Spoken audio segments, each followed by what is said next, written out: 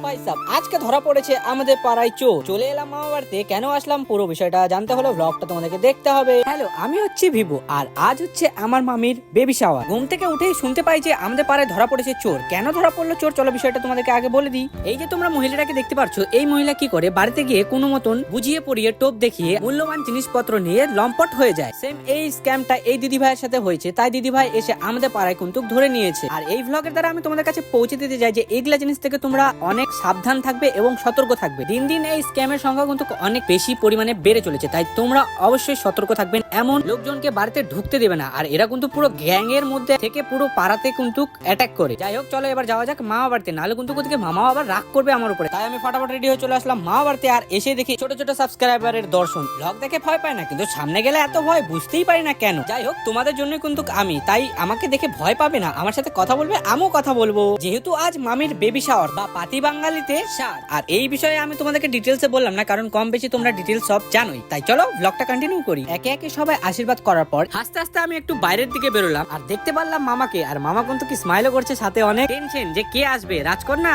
না হচ্ছে রাজকুমার। তবে আজ পুরো ফ্যামিলি একসাথে, তাই খুব মজা হচ্ছে। এবার ভাবছি যে এত ভিড় কিসের, একজন খাচ্ছে আর সবাই মিলে পুরো দেখছি, কি বলবো। আর তবে হ্যাঁ, বেশ ভালোই লাগছে পুরো ফ্যামিলি একসাথে। আর ফ্যামিলির জন্য রান্না বান্না কিন্তু অলরেডি চালু হয়েই গিয়েছে। মাঝে মাঝে ফ্যামিলির সাথে সময় কাটাতেও কিন্তু বেশ ভালোই লাগে, কি তাই না? তবে এই জায়গাটা কিন্তু বেশ মজার ছিল। প্রথমবার মাসিরা মামার কোলে দিয়ে দিচ্ছে নতুন বেবিকে, আর এই জিনিসগুলো দেখতে কিন্তু বেশ ভালোই মজা লাগছিল, কি বলবো। আর তবে সবার মধ্যে কিন্তু নিয়ম আলাদা আলাদা থাকে, তাই কেউ কিছু মনে করবে না, জাস্ট এনজয় করো। আর কারা কারা এমন ভাবে দেখেছো অবশ্যই আমাকে কমেন্ট করে জানাতে পারো।